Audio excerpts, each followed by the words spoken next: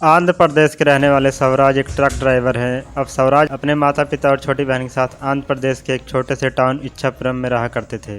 इनके माता पिता की ग्रोसरी की एक दुकान थी और स्वराज एक प्राइवेट कंपनी में ट्रक चलाते थे। छोटा सा एक सुखी परिवार था इनका, शायद उसे किसी की नज़र लग गई। 12 नवंबर 2021 को स्वराज के माता पिता अपने मोटरसाइकिल पर बैठकर एक शादी अटेंड करने जा रहे थे और रात के करीब 10:30 बजे सामने से आ रही एक बस ने के मोटरसाइकिल को टक्कर मार दी। उन दोनों की वहीं पर स्पॉट डेथ हो गई। स्वराज और उनकी छोटी बहन की ज़िंदगी एकदम तीतर भीतर हो चुकी थी। इस समय इच्छापुरम टाउन के अंदर उनका वह छोटा सा घर जैसे उनको काटने के लिए दौड़ता था। उनके परिवार के बाकी सदस्य ने डिसाइड किया कि इनको अकेले तो नहीं छोड़ सकते ऐसे, और इसी चीज़ को मद्देनज़र रखते हुए स्वराज और उनकी बहन इच्छापुरम से संबलपुरम में शिफ्ट हो जाते हैं। संबलपुरम उड़ीसा का एक छोटा सा टाउन है और वहाँ पर उनके अंकल आंटी रहा करते थे। पर अभी स्वराज जब अपनी बहन को लेकर संबलपुरम शिफ्ट हुआ तो उसके इच्छापुरम में जो ट्रक ड्राइवर की नौकरी थी एक प्राइवेट कंपनी में, वो छूट जाती है। इस समय अब इस नए शहर में स्वराज को जल्द से जल्द नौकरी की ज़रूरत थी। अभी स्वराज के जो अंकल थे उनका अचानक किसी काम से दुबई जाना पड़ा। उनका कोई बिजनेस ट्रिप था और उन्होंने स्वराज को बोल के रखा था कि जब तक मैं ना आ जाऊं तुम उड़ीसा से बाहर कहीं मत जाना ट्रक वगैरह चलाने के लिए। अब इसी चक्कर में स्वराज उड़ीसा के अंदर ही कोई काम देख रहा था और कोई 2 महीने बाद इसे कॉल आता है। सुधाकर पाइप्स नाम की एक कंपनी का सुपरवाइजर दिनेश बात कर रहा था। स्वराज ने इन 2 महीनों में बहुत सारे ऑनलाइन ऐड देखकर उन पर अप्लाई कर रखा था कि मुझे नौकरी चाहिए ट्रक ड्राइवर की, और ये कॉल ऐड एप्लीकेशन रिस्पांस में था। अब स्वराज को उड़ीसा के अंदर ही एक प्राइवेट कंपनी में ट्रक चलाने का काम मिल जाता है।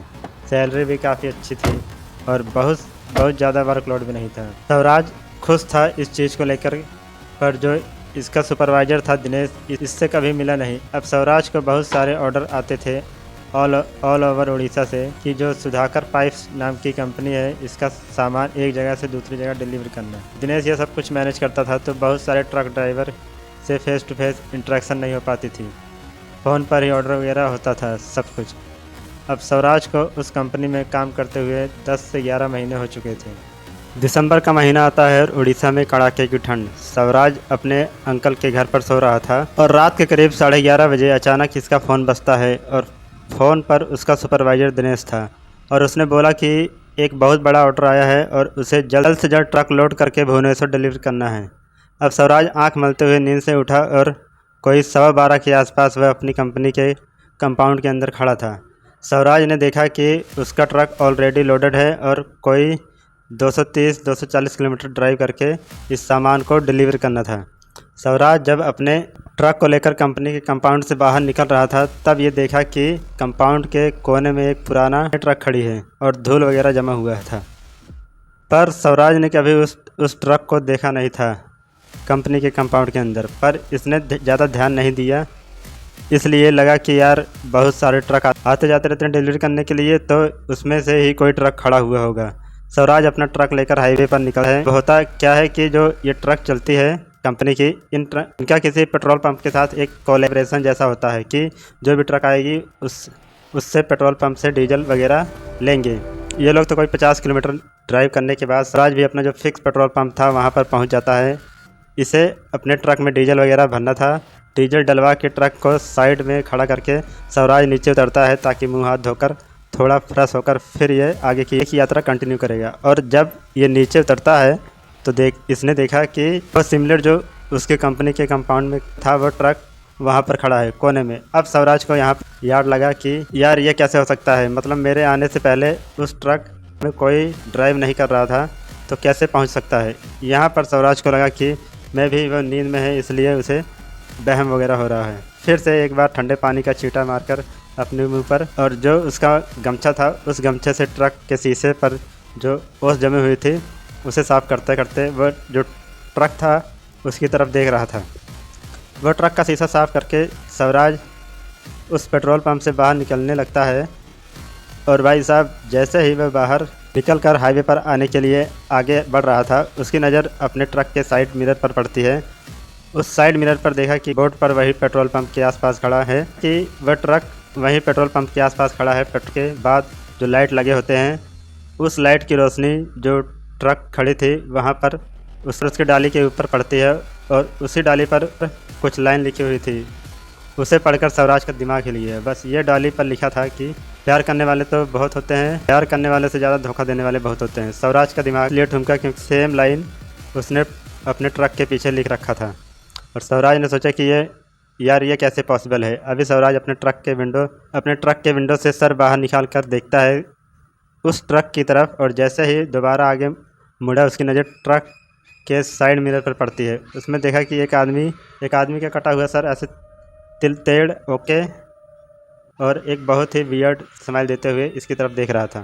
भाई इस समय स्वराज का पूरा खून सूख गया। दिसंबर के उस सर्द रात में सर से टप टप पसीना गिर रहा था। अपनी ट्रक की स्पीड को बढ़ाकर जल्द से जल्द भुवनेश्वर पहुंचने की फिराक में था, पर इसके दिमाग में लगातार ये बात चल रही थी कि यार ये कैसे हो सकता है। उस ट्रक के पीछे सेम डायलॉग कैसे लिखा था, और जो उसने वो कटा हुआ सर देखा वो आखिर किसका था। स्वराज के दिमाग इन सब थॉट से ही प्लेटर था कि अचानक उसके साइड से बहुत तेज़ रफ्तार में एक ट्रक निकलता है और देखते ही देखते वह ट्रक स्वराज के आंखों के सामने से ही गायब हो जाता है। और वह सेम ट्रक था जिसके बारे में स्वराज सोच रहा था। इसकी बाइक फट गई बुरी तरह से। इसकी इतनी भी हिम्मत नहीं हो पा रही थी कि वह ड्राइव करके आगे जाए। इसने ट्रक को साइड में खड़ा किया। रात के करीब 2 बज रहे थे। इस समय वहाँ पर किसी का घर नहीं था, ना कोई ढाबा था, ना गैरेज वगैरह, कुछ भी नहीं। एक सुनसान रास्ते पर स्वराज अपने ट्रक को लेकर खड़ा है। ये नीचे उतरता है चेक करने के लिए कि यार क्या सिचुएशन है, मतलब इसके ट्रक में कोई गड़बड़ी वगैरह तो नहीं है। स्वराज पीछे जाता है अपने ट्रक में। ट्रक के जो लोडेड सामान था उसका बस सब चेक करने के लिए कि सामान के साथ कोई दिक्कत तो नहीं है।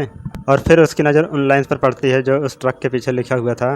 सामान वगैरह देखने के बाद स्वराज जब वापस अपने ड्राइवर सीट की तरफ बढ़ रहा था तो इसे रियलाइज़ हुआ कि इसके पीछे कोई आ रहा है। धीरे धीरे स्वराज वहीं पर रुक जाता है। पैर काँप रहे थे इसके, पर पीछे मुड़ के देखा तो कोई भी नहीं था। दोबारा स्वराज अपने ड्राइवर सीट की तरफ बढ़ने लगा कि और फिर से रियलाइज़ हुआ कि कोई बहुत ही क्लोज आ चुका है, मतलब इसके जस्ट पीछे ही कोई खड़ा है। और ये जैसे ही पीछे मुड़ के देखा, इसके सर पर किसी ने जोर से मारा डंडे से। स्वराज वहीं पर बेहोश हो गया और अगली सुबह इसकी नींद सीधा हॉस्पिटल के अंदर खुलती है।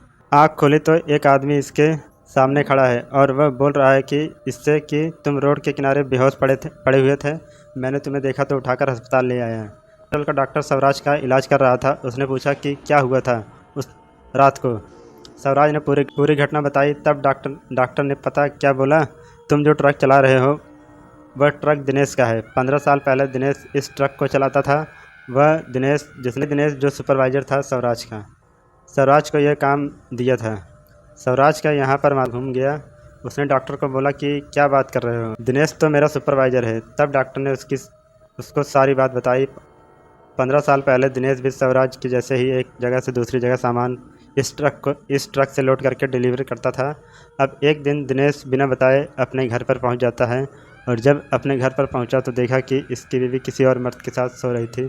यह देख के दिनेश का खून खोल जाता है और उसने उस आदमी को वहीं पर मार दिया। दिनेश जिसको मारा था उसका नाम था अमन, और वह भी दिनेश के जैसे ही एक ट्रक ड्राइवर था। दिनेश ने अमन का काम तो तमाम कर दिया था, पर जो इसकी बीवी थी वो अमन से बहुत ही प्यार करती थी। एक दिन दिनेश को खाने में जहर देकर उसकी बीवी ने मार दिया, और मारने के बाद उसके बिल्कुल टुकड़े टुकड़े करके अब जहाँ पर वह लोग रहते थे वहाँ से बहुत ही दूर जाकर उसने जो बॉडी के छोटे छोटे पीस थे उन्हें अलग अलग जगह पर फेंक दिया। अब गिल्ट और ड्रामा में दिनेश की बीवी ने भी अपने ऊपर पेट्रोल डालकर आग लगा लिया। खुद को दिनेश की बीवी भी सुसाइड करके मर जाती है। अब जब से ये सारा कांड हुआ उसके बाद से ही दिनेश की आत्मा उसी रास्ते पर भटक रही है। ये सब बात जब स्वराज को पता चली तो उसने डिसाइड किया कि वह दिनेश के घर जाकर हवन वगैरह कराएगा। उसकी आत्मा को शांति के लिए जो भी हो सके वो करेगा अपनी तरफ से। स्वराज ने ऐसे ही किया। दिनेश के लिए जाकर उसने पूजा वगैरह कराया और फाइनली उसकी आत्मा को शांति मिल जाती है। उसके बाद ये सारी घटना बंद हो जाती है। तांत्रिक ने स्वराज से बोला था कि दिनेश ने तुझे चुना था, तुझे माध्यम बनाया था अपनी आत्मा को मुक्ति के लिए। फाइनली दिनेश का काम यहाँ पर पूरा हो जाता है। आपके साथ या आपके आसपास ऐसी कोई घटना या ऐसी कोई स्टोरी हो तो आप इस ईमेल आईडी पर भेज सकते हैं।